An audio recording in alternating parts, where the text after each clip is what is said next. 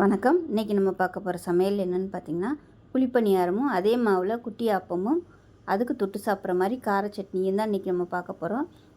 செய்கிறது ரொம்பவே ஈஸி, டேஸ்ட்டும் சூப்பராக இருக்கும். குழந்தைகளுக்கெல்லாம் இது மாதிரி செஞ்சு கொடுங்க, விரும்பி சாப்பிடுவாங்க.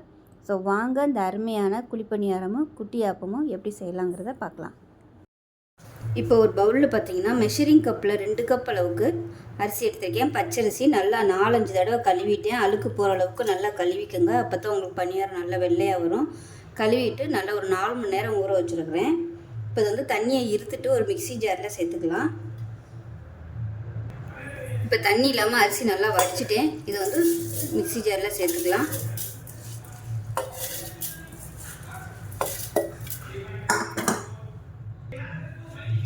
இப்போ 1 டம்ளர் அளவுக்கு தேங்காய் துருவல் எடுத்துக்கலாம். அதாவது இந்த கப்பில், அதாவது இந்த டம்ளரில் தான் நான் வந்து 2 டம்ளருக்கு அரிசி எடுத்தேன்.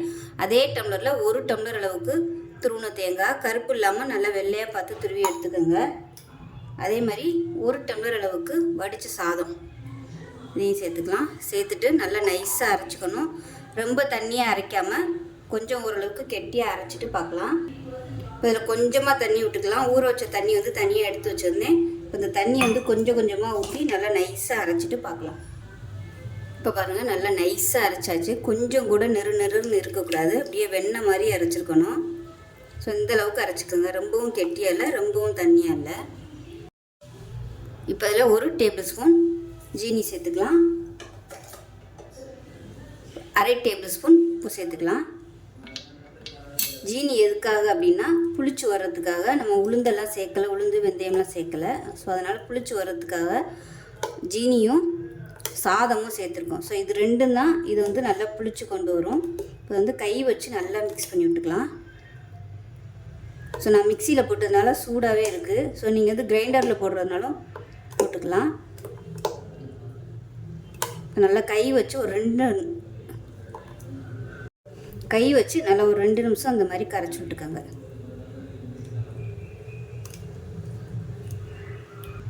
இப்போ நல்லா கரைச்சிட்டேன். நீங்கள் வந்து கிரைண்டர் யூஸ் பண்ணுறதா இருந்தால் நைஸாக அரைப்பட்டுருச்சுன்னு உடனே எடுத்துடாமல் ஒரு 10 நிமிஷம் நல்லா அந்த கிரைண்டர்லேயே ஓட விட்டுட்டிங்கன்னா உங்களுக்கு நல்லா புளிச்சு வரும். அந்த கிரைண்டர் சூட்டுக்கே வந்து நல்லா புளிச்சு வந்துடும்.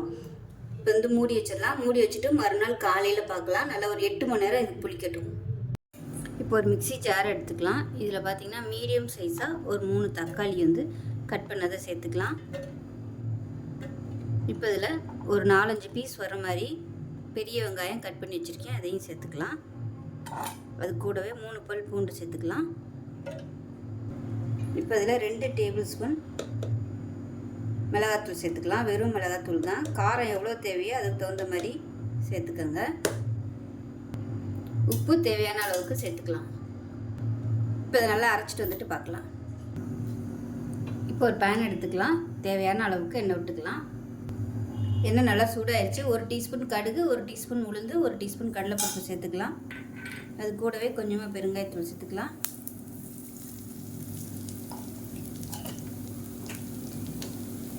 இது எல்லாமே நல்லா பொரியட்டும். இப்போ இதில் 2 கைப்பிடி அளவுக்கு வெங்காயம் கட் பண்ணி வச்சுருக்கேன். சின்ன வெங்காயமோ பெரிய வெங்காயமோ எதுனாலும் சேர்த்துக்கலாம்.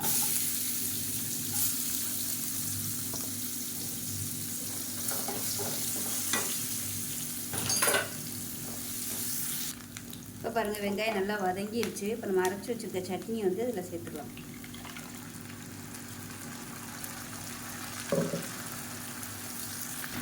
இந்த சட்னி தண்ணியாக வேணாலும் வச்சுக்கலாம், இல்லை கெட்டியாக வேணாலும் நீங்கள் கெட்டியாக வச்சுக்கலாம். நான் வந்து நெக்கி கொஞ்சம் தண்ணியாக தான் வச்சுருக்கேன். இப்போ இதில் 1/2 டேபிள் ஸ்பூன் சோம்புத்தூள் சேர்த்துக்கலாம். சோம்பு ஃப்ளேவர் பிடிக்கும்னா நீங்கள் சேர்த்துக்கோங்க, இல்லைன்னா விட்டுறலாம். நான் வந்து அரைக்கும் போது சேர்க்கலை, அதனால் வந்து பொடியாக சேர்த்துருக்கேன். இது நல்லா கொதிக்கட்டும். அவ்வளோதான். இப்போ நமக்கு அருமையான கார சட்னி ரெடி ஆயிடுச்சு. அமர்த்திடலாம். இப்போ பாருங்கள், நம்ம ஆட்டி வச்சுருந்த மாவு நல்லா ஒரு நாள் நைட்டு வந்து புளிக்க விட்டாச்சு. பாருங்கள், நல்லா சூப்பராக வந்துருச்சு. நல்லா பபிள்ஸோடு அருமையாக வந்திருக்கு. இப்போ இது வந்து நம்ம கொஞ்சமாக தண்ணி ஊற்றி கலந்துக்கலாம். பணியாரமாக ஊற்றுற அளவுக்கு. ரொம்பவும் நம்ம தண்ணியாக கலந்துடக்கூடாது. இப்போ இதில் கொஞ்சமாக தண்ணி விட்டு கலந்துக்கிறேன்.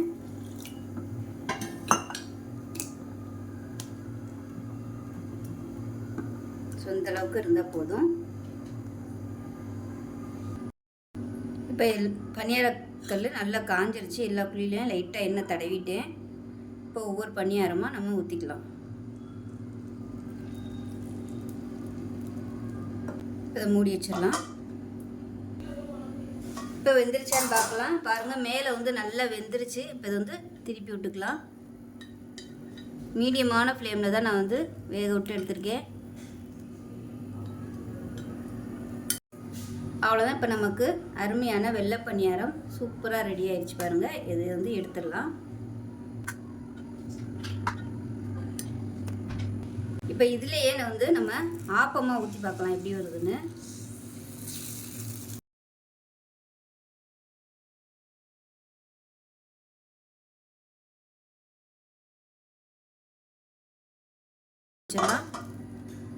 இப்போ நம்மளோட குட்டி ஆப்பம் எப்படி ரெடி ஆயிடுச்சுன்னு பார்க்கலாம். சூப்பராக வந்துருச்சு பாருங்கள். பார்க்கவே அழகாக இருக்குது. இப்போவே அப்படியே சாப்பிடணும் போல் இருக்குது. இப்போ இது எல்லாத்தையும் எடுத்துடலாம்.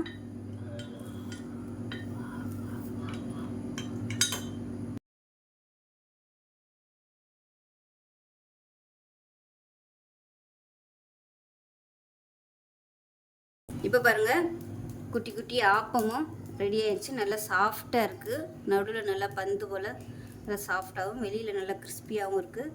அதுக்கு தொட்டு சாப்பிட்ற மாதிரி ஒரு சூப்பரான கார சட்னி ரெடி ஆயிடுச்சு. ஸோ இந்த வீடியோ பிடிச்சிச்சுன்னா லைக் பண்ணுங்கள், கமெண்ட் பண்ணுங்கள், சேனலை சப்ஸ்கிரைப் பண்ணுங்கள், பக்கத்தில் பெல் பட்டனையும் ப்ரெஸ் பண்ணுங்கள். நன்றி.